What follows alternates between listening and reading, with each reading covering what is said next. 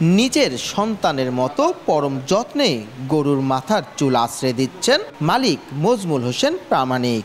গরুটিকে নিজের পরিবারের একজন সদস্যর মতোই দেখেন তিনি, আর শখ করে এটির নাম রেখেছেন জায়েদ খান। 8.5 ফিট লম্বা এ গরুটির ওজন প্রায় 24 মণ। জায়েদ খানকে কিনতে দেশের বিভিন্ন স্থান থেকে আসছেন পাইকাররা। এখন পর্যন্ত দাম উঠেছে 10 লাখ টাকা। জায়েদ খান প্রতিদিন ঘাস, খড় ও ভুসিসহ মোট 20 কেজি খাবার খায়। বর্তমানে জায়েদ খানের বয়স 3.5 বছর। তবে প্রায় 2 বছর ধরে লোকবলের অভাবে ঘর থেকে বের করা সম্ভব হয়নি। মানে আমার কোনো সুই নাই, কোনো ভ্যাকসিন নাই, আমরা স্বাভাবিক খাবারটা দিই। নাম আমরা শখ করে রাখছি জায়েদ খান।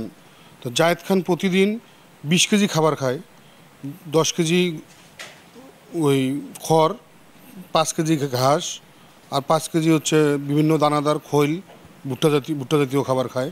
গরু মালিক আয়কর আইনজীবী মজমুল হোসেন প্রামাণিক জানান, তিনি গরুর খামারি নন, শখ করে পোষা শুরু করে এই গরুটি।